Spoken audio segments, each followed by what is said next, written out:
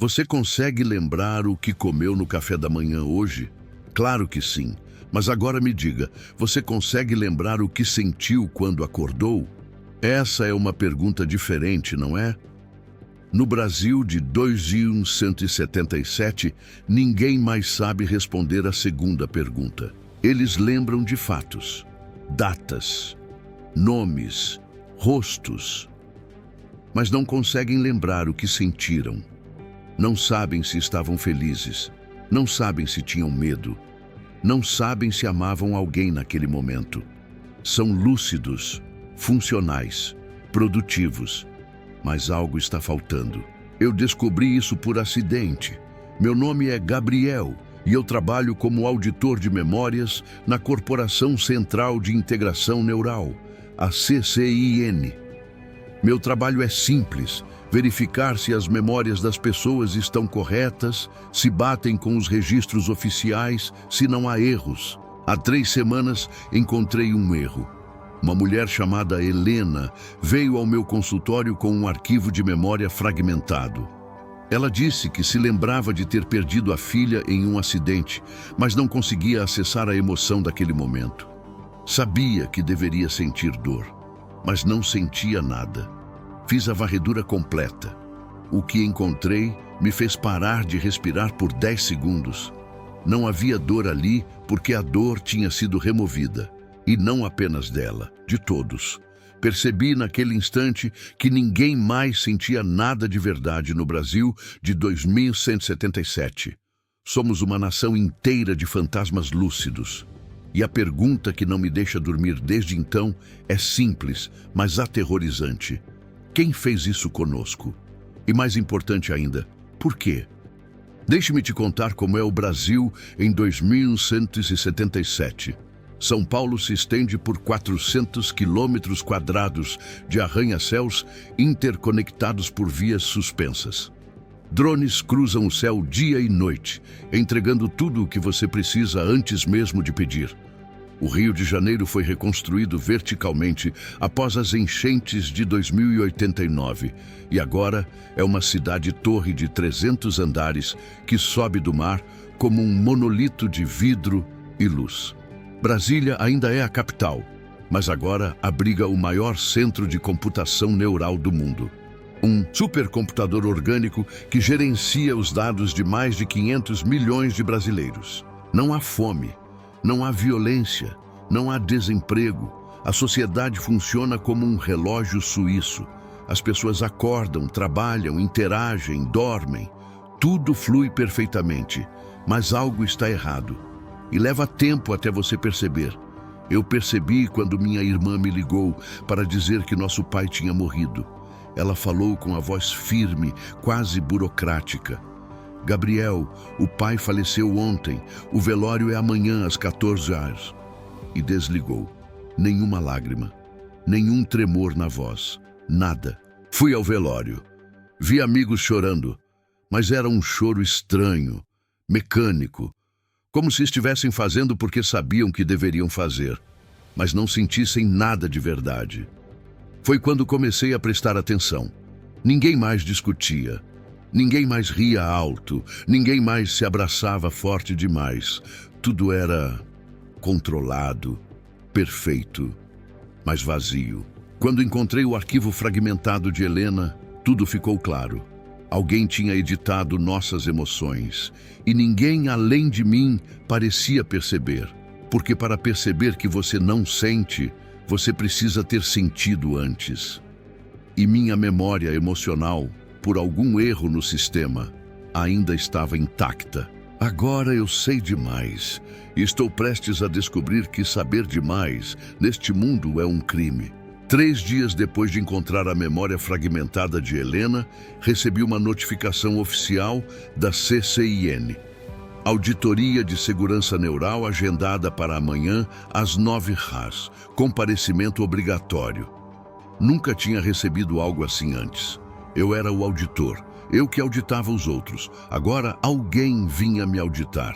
Passei a noite toda tentando entender o que tinha acontecido. Revisei o arquivo de Helena dezenas de vezes. A remoção emocional não era um erro, era precisa, cirúrgica, proposital e tinha uma assinatura digital. Protocolo Serenidade, autorizado pelo Conselho de Integração Nacional. Pesquisei o nome. Nada. Nem nos arquivos públicos, nem nos arquivos internos da CCIN. Era como se o Protocolo Serenidade nunca tivesse existido oficialmente. Mas estava ali, gravado no cérebro de Helena. E provavelmente no cérebro de todos.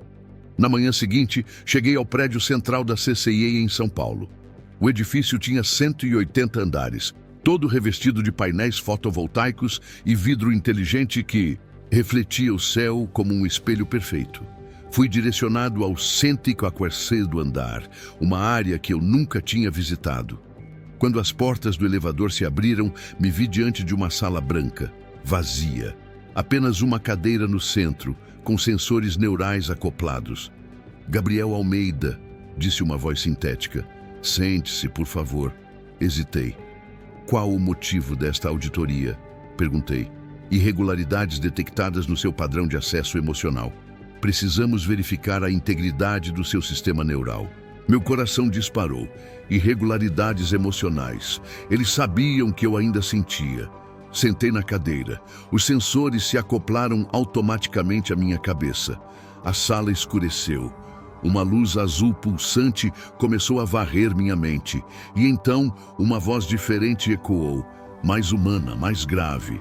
Você está fazendo perguntas erradas, Gabriel. A luz se apagou. Quando acendeu novamente, havia um homem diante de mim. Alto, de terno cinza, cabelos grisalhos, rosto calmo, olhos vazios. Meu nome é Doutor Vicente Carvalho. Sou o diretor do Protocolo Serenidade. Meu sangue gelou. Protocolo Serenidade é real. Ele sorriu, um sorriso sem alegria. Sempre foi. E você, Gabriel, está prestes a entender por quê. Ele tocou um painel na parede. Imagens começaram a surgir ao redor da sala. Imagens do Brasil antes de 1977.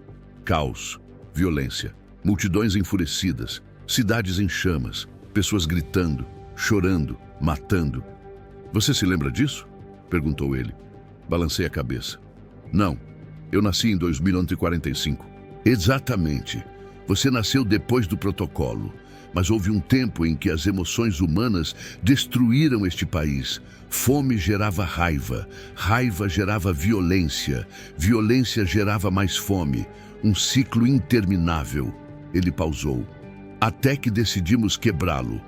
Removendo nossas emoções, disparei. Não todas, apenas as destrutivas. Raiva, tristeza profunda, medo irracional.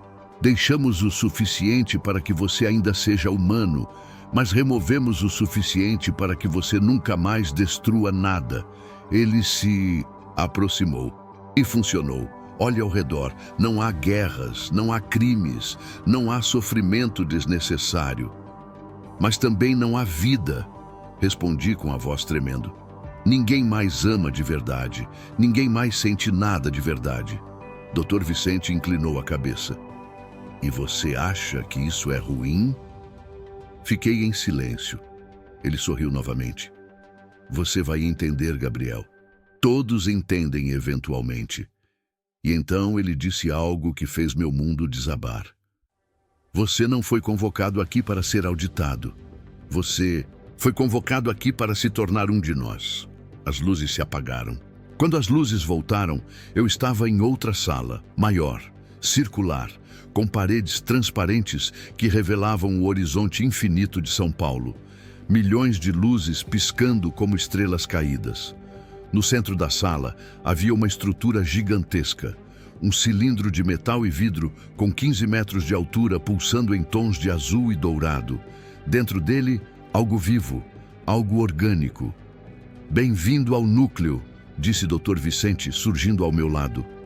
O que é isso? Murmurei. A maior realização da humanidade. O primeiro supercomputador biológico do mundo. construído com neurônios cultivados, memória celular e inteligência artificial avançada. Ele processa os dados neurais de todos os brasileiros em tempo real. Senti um arrepio percorrer minha espinha. Todos.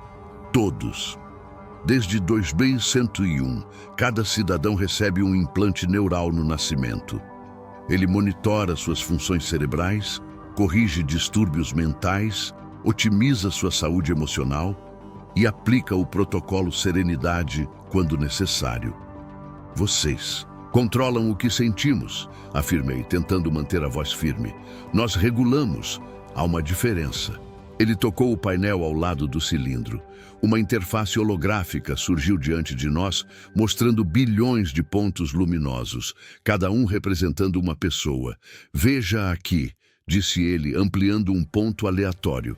Um nome surgiu: Maria Souza, idade 34 anos, localização Curitiba. Abaixo do nome havia gráficos, ondas cerebrais, níveis hormonais e algo chamado Índice de Estabilidade Emocional. O índice de Maria estava em 92%. Ela está feliz? Perguntei. Ela está funcional, corrigiu o Dr. Vicente. Não sente raiva excessiva, não sente tristeza paralisante. Ela acorda, trabalha, se relaciona, dorme e não sofre. Mas também não vive. Ele me olhou com aqueles olhos vazios. Definir viver é subjetivo. Ele ampliou outro ponto, outro nome, Carlos Mendes. Idade, 52 anos. Localização, Recife. O índice de estabilidade de Carlos estava em 34%. Vermelho, piscando. O que acontece quando o índice fica baixo? Perguntei. Dr. Vicente tocou a tela. Uma nova janela se abriu. Intervenção neural agendada. Carlos está experimentando picos de raiva crônica, provavelmente relacionados a memórias antigas. O sistema vai aplicar uma correção emocional esta noite, enquanto ele dorme. Amanhã, ele acordará mais leve. Mais vazio, você quer dizer? Ele não respondeu. Dei um passo para trás, tentando processar tudo. E eu? Onde estou nisso? Dr. Vicente ampliou outro ponto. Meu nome surgiu, Gabriel Almeida, idade 32 anos, localização São Paulo. Meu índice de estabilidade estava em 11%, vermelho intenso, piscando freneticamente. Você é uma anomalia, Gabriel. Seu implante neural falhou parcialmente aos 14 anos, durante um acidente de carro. Você deveria ter sido corrigido imediatamente, mas o erro passou despercebido. Durante 18 anos, você viveu com suas emoções intactas. E agora, você está instável.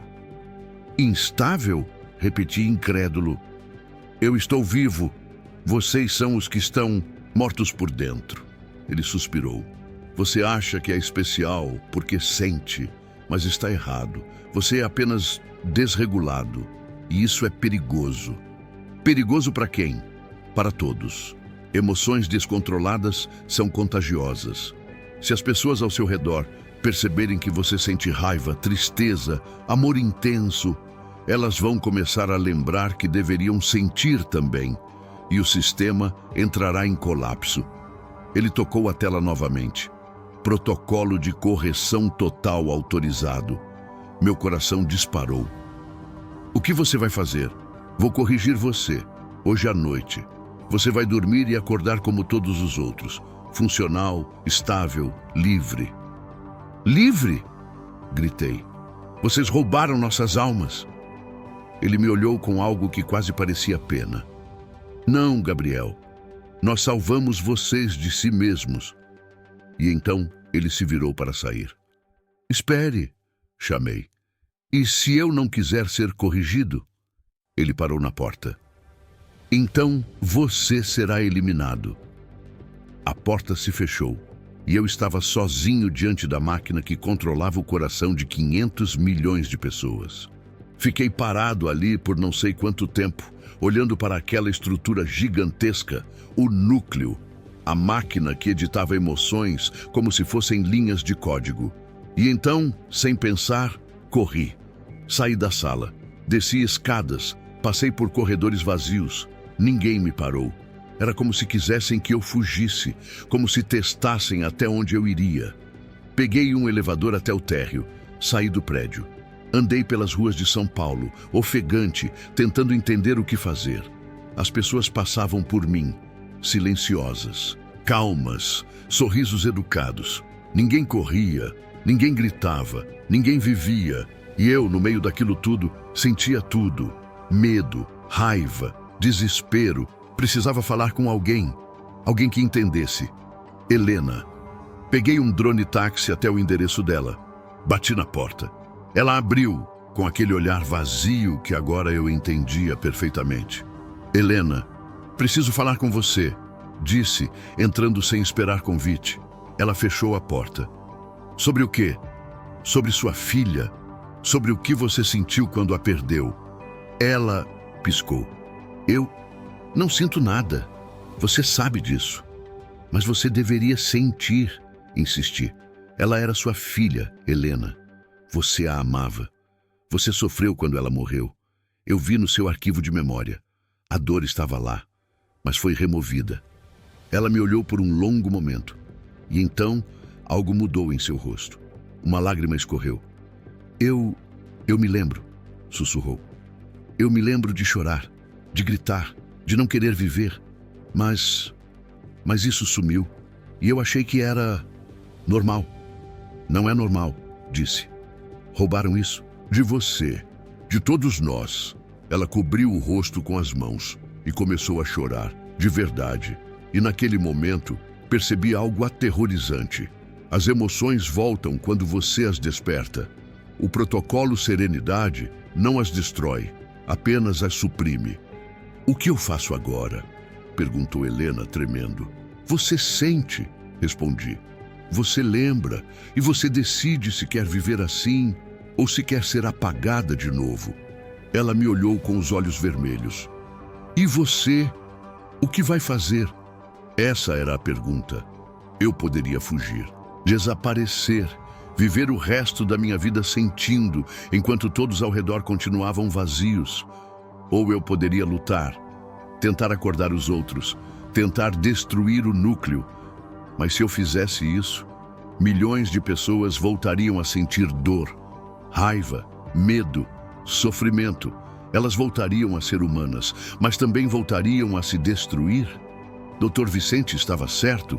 Será que a humanidade precisa ser controlada para sobreviver? Olhei para Helena. Eu vou voltar lá, disse. Por quê? Porque preciso saber a verdade. Preciso saber quem fez isso e por quê. Ela segurou minha mão. Eles vão te matar. Talvez. Mas se eu não tentar, vou morrer de qualquer jeito. Só que por dentro. Saí do apartamento dela e voltei para o prédio da CCIM. Quando cheguei, Dr. Vicente me esperava na entrada. Eu sabia que você voltaria, disse ele. Quero saber tudo, exigi. Quem criou o protocolo Serenidade? Por quê? E o que acontece se ele for desligado? Ele sorriu. Entre. E dessa vez me levou para um lugar que ninguém nunca tinha visto. O subsolo, onde a verdadeira história do Brasil de 2177 estava escondida. O elevador desceu por quase 2 minutos. Quando as portas se abriram, vi algo que não deveria existir. Uma cidade subterrânea. Túneis de concreto se estendiam em todas as direções. Luzes frias iluminavam corredores intermináveis. E ao fundo, vozes. Muitas vozes. O que é esse lugar? Lhe perguntei. O arquivo vivo, respondeu o Dr. Vicente. Onde guardamos aqueles que não puderam ser corrigidos. Andamos por um dos corredores. Células de vidro se alinhavam de ambos os lados. E dentro de cada uma, havia uma pessoa. Velhos, jovens, homens, mulheres, todos sentados, olhando para o nada. Alguns chorando, outros rindo sozinhos, alguns gritando. Eles ainda sentem, murmurei. Demais, disse Dr. Vicente. Essas pessoas foram identificadas como emocionalmente irrecuperáveis. Tentamos corrigi-las, mas o protocolo não funcionou. Então, as isolamos. Por quanto tempo? para sempre. Parei diante de uma das células. Um homem de uns 60 anos me olhou. Seus olhos estavam vermelhos. Ele sorriu, mas era um sorriso triste. "Você sente, não é?" disse ele, a voz rouca. Assenti. "Então corra", sussurrou, "antes que te prendam também." Dr. Vicente tocou meu ombro. "Venha, tem algo que você precisa ver." Continuamos andando até chegarmos a uma sala no final do corredor. Uma sala enorme, com paredes cobertas de telas. E no centro, um homem muito velho, conectado a dezenas de tubos e fios. Ele estava vivo, mas mal. "Este é Dr. Henrique Furtado", disse Dr. Vicente. "O criador do protocolo." Serenidade, meu coração parou. "Ele ainda está vivo?" "Tecnicamente. Mas ele não fala há 30 anos." Me aproximei. O homem tinha os olhos abertos, fixos no teto. "Por que ele está aqui?" Dr. Vicente respirou fundo. "Porque ele se arrependeu." Silêncio. Em 2101, Dr. Furtado criou o protocolo para salvar o Brasil do colapso total. E funcionou. Mas depois de 20 anos vendo uma nação inteira perder sua humanidade, ele tentou desligar o sistema. E nós não deixamos. O Conselho decidiu que o protocolo era irreversível. Desligá-lo causaria um caos emocional tão grande que milhões morreriam em conflitos civis. Então, mantivemos o sistema e prendemos Dr. Furtado aqui, para que ele visse todos os dias o mundo que ele criou. Olhei para o velho. Ele sofre todos os dias. Senti algo queimar dentro de mim. "Vocês são monstros." Dr. Vicente me encarou. "Somos necessários e você vai entender isso agora." Ele tocou uma tela. Imagens começaram a surgir. Simulações. Do que aconteceria se o protocolo Serenidade fosse desligado. Vi cidades pegando fogo. Pessoas se matando nas ruas. Famílias se destruindo. Caos absoluto. Emoções descontroladas destroem civilizações, disse Dr. Vicente. "Nós aprendemos isso da pior forma. E agora você tem uma escolha, Gabriel." Ele se aproximou. "Você pode ser corrigido, viver uma vida pacífica, funcional, sem sofrimento." Ele pausou. "Ou você pode tentar nos parar e assistir o Brasil queimar novamente." Fiquei em silêncio. E então, Dr. Furtado se mexeu, sua mão tremeu. Seus lábios se moveram e ele sussurrou algo tão baixo que quase não ouvi. "Desliga." Dr. Vicente olhou para ele com desprezo. "Ele está senil. Ignore." Mas eu não ignorei, porque naquele momento percebi algo. Dr. Furtado não estava arrependido de ter criado o protocolo. Ele estava arrependido de não ter tido coragem de destruí-lo. E agora, essa escolha era minha. Passei a noite toda acordado, sentado em um banco na Avenida Paulista, observando a cidade. Milhões de pessoas, todas funcionando perfeitamente, sem dor, sem raiva, sem medo, mas também sem amor, sem alegria verdadeira, sem vida. E eu tinha que decidir. Desligar o protocolo Serenidade significava devolver as emoções a 500 milhões de brasileiros, de uma só vez. E eu não sabia se a humanidade conseguiria lidar com isso. Mas deixar o protocolo ativo significava aceitar que nunca mais seríamos realmente humanos. Então fiz o que qualquer pessoa faria. Procurei ajuda. Voltei ao apartamento de Helena. Ela estava acordada, olhando pela janela. "Eles vão vir me buscar", disse ela, sem se virar. "Eu sei, mas eu não me importo. Prefiro sentir por um dia do que viver vazia para sempre." Ela me olhou. "O que você decidiu?" Contei tudo. O arquivo vivo. Dr. Furtado. A simulação do caos. E a escolha que agora estava nas minhas mãos. "Eu tenho acesso ao núcleo", disse. "Posso desligá-lo. Mas, se eu fizer isso, milhões vão sofrer", completou Helena. "Exatamente." Ela ficou em silêncio por um longo momento. E então disse algo que mudou tudo. "Gabriel, E se o sofrimento for necessário? Olhei para ela confuso. Como assim? Sem dor não há cura, sem medo não há coragem, sem tristeza não há alegria verdadeira. Talvez a gente precise sentir tudo, inclusive o que dói, porque é isso que nos torna humanos. Ela segurou minha mão.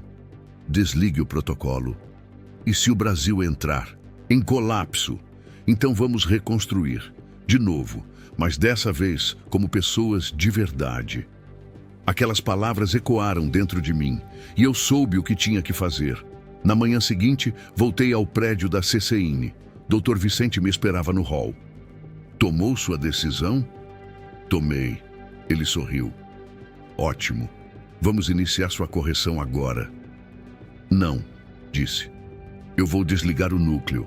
O sorriso dele morreu. Isso é traição, Gabriel. Não, isso é liberdade. Seguranças se aproximaram, mas antes que pudessem me pegar, ativei um código que Helena tinha me dado. Um backdoor no sistema que Dr. Furtado tinha deixado anos atrás. As portas se trancaram, as luzes piscaram e eu corri. Subi até o 104º andar. Entrei na sala do núcleo. A máquina pulsava, viva, controlando milhões de mentes. Toquei o painel de controle. Desativar protocolo Serenidade? Minha mão tremeu sobre o botão. Uma última dúvida me atingiu. E se eu estiver errado? Mas então lembrei de Helena chorando, de Dr. Furtado sussurrando, desliga, de todas aquelas pessoas presas no subsolo, sentindo demais para serem aceitas. E apertei o botão. A máquina emitiu um som agudo. E então, silêncio. Por 3 segundos, nada aconteceu.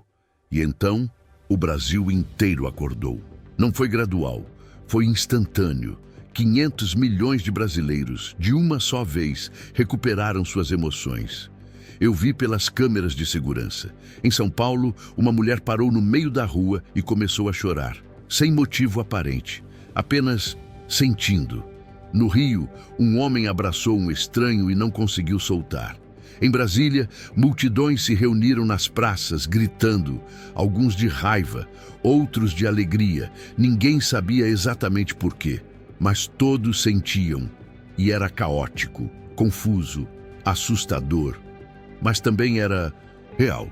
Dr. Vicente apareceu atrás de mim, ofegante. Você não faz ideia do que acabou de fazer, disse, a voz trêmula. Eu sei exatamente, respondi. Milhões vão morrer. Talvez, mas vão morrer vivos. Ele me olhou com ódio. E então, começou a chorar. Pela primeira vez em décadas, ele sentiu algo e desabou no chão soluçando. Saí do prédio. Nas ruas o caos já começava. Pessoas discutindo, abraçando, chorando, rindo. Mas não era destruição. Era renascimento. Vi Helena na multidão. Ela correu até mim e me abraçou forte. Obrigada, sussurrou.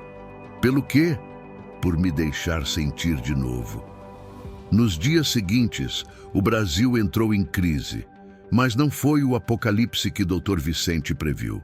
Sim, houve conflitos, discussões, algumas violências, mas também houve amor, reconciliação, pessoas se reconectando com suas famílias, artistas criando de novo, músicas voltando a emocionar. A humanidade estava de volta. E sim, era imperfeita, mas era nossa. 3 meses depois, me encontrei com o doutor Furtado. Ele ainda estava no subsolo, mas agora sorrindo. Obrigado, disse ele com a voz fraca. Por quê? Por terminar o que eu não tive coragem de fazer. Ele fechou os olhos e morreu em paz. Hoje, em 2177, o Brasil é caótico, mas é vivo. As pessoas discutem, amam, sofrem, celebram. E eu ainda sou um auditor de memórias, mas agora meu trabalho é ajudar as pessoas a recuperarem o que perderam, a sentirem de novo. Porque no fim, percebi algo simples. Não somos humanos porque somos perfeitos. Somos humanos porque sentimos. E isso ninguém deveria ter o direito de nos tirar. E você O que faria no meu lugar? Desligaria o sistema e aceitaria o caos? Ou manteria todos controlados, mas em paz? Deixe sua resposta nos comentários. Quero saber o que você pensa. Se essa história te fez sentir algo, seja medo, raiva, esperança, deixe seu like. Inscreva-se no Brasil 2177 para mais histórias do futuro que talvez esteja mais próximo do que imaginamos. E compartilhe com alguém que precisa lembrar o que é sentir de verdade. Até o próximo vídeo.